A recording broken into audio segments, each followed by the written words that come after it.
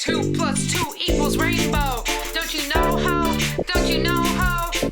You're too old not to know this. With Jamie. Blam! Usually at this part in the episode, we would do a step-by-step. We would do the thing. Basically, from what I understand, and correct me if I'm wrong, step one is usually like you gather up all those expenses, the receipts, or like your bank statement, your credit card statement, and you start, kneeling down. And this is something you can do throughout the year if you don't want to punch yourself in the face. You can be doing it throughout the year. But in theory, many people gathering it all up at the last minute, and it is good to do it all during the year. And we have great tools now to help us now. Back when I started doing taxes, you really literally did, save the receipts and put them in the shoebox and dump the shoebox out at the end of the year.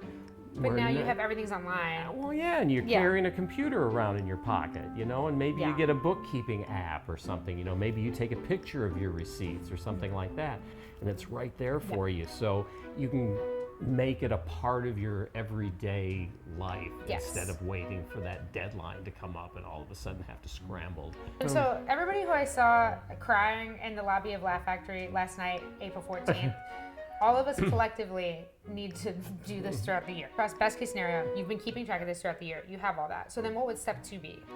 To actually put it down on, maybe make a little report, or collect your numbers on your spreadsheet. And then if you're using a tax professional, you collect all those W-2s and those 1099s, and you give them to your tax professional. A lot of times you're going to get income that's not reported on those tax forms. It is also supposed to be reported on your tax return, so that would be the other thing that you would collect.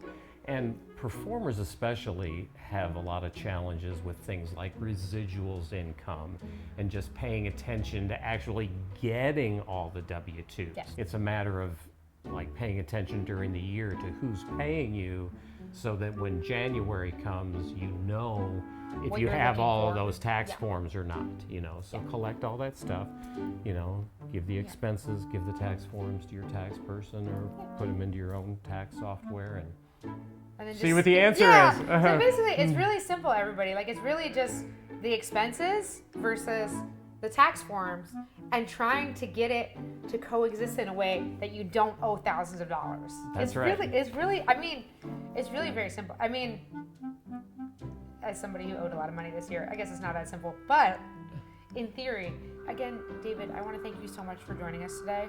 And do you have any last words of advice or remarks you want to leave our audience at home with as far as their taxes? I would say make it just a part of your everyday life, so it's not something that you dread all year long and then freak out about in April.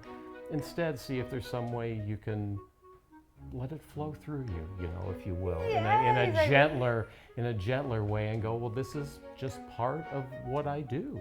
Thanks for tuning in. Join us next time, where we'll be learning what the stuff inside of my car means with Emily Ogle. Oh yeah, we're claiming everything on our taxes this year. Meals with our mom, birthday presents, we're claiming it all. There's no such thing as tax fraud, only little happy accidents for us. Yeah.